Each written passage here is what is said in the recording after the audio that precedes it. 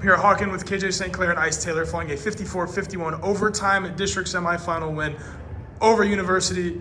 Gentlemen, I gotta ask, you guys beat them earlier in the year on January 23rd at their place. Tough game. A completely different kind of game than it was tonight. That game a little more high scoring tonight. It takes overtime, kind of a defensive slugfest. Talk about just being able to stay in it all night long. It was a tough game. Momentum swings. Just talk about the ebbs and flows of this game. It's something that we prepared for. We knew out of what US, when we see their name across the board, when the brackets came out, we knew what we were about to get from them. We knew it was a rivalry game, and they were going to bring their guys, and we were going to bring our guys. So we knew what we had to step up to the table, and KJ, he really stepped up. I was very proud of him today. Like I said, all week in practice, we knew what we were planning for. But once you really get out there and see the zone, it's way different and harder to break. Yeah.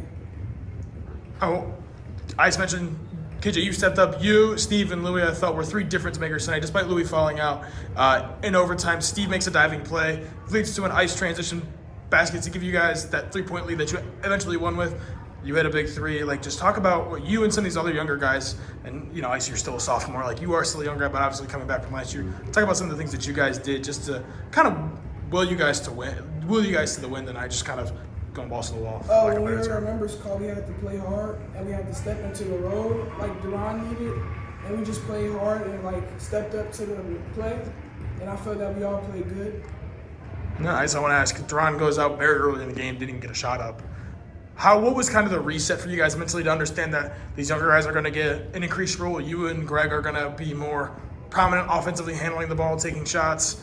And what was kind of that reset? Obviously, you guys play with him when he obviously comes off the court, obviously, so you guys are used to that. But knowing it was going to be the span of an entire game and potentially maybe another, what was kind of the mindset and kind of the goals you guys were trying to kind of achieve with him off the court? We knew we had to step up for Duran. He brings his thing, threes, and most importantly, defense. He was guarding Tyler full court even last game and today. So we knew what we were missing along with him, and Greg was able to step up and being able to guard Tyler and lock him up. And then especially with KJ, he was able to lock up Kingston. Especially because we had a game this year when Duran was out, and we came up short in overtime that game. It was exact same play, it led to a three, and that's how they won the game.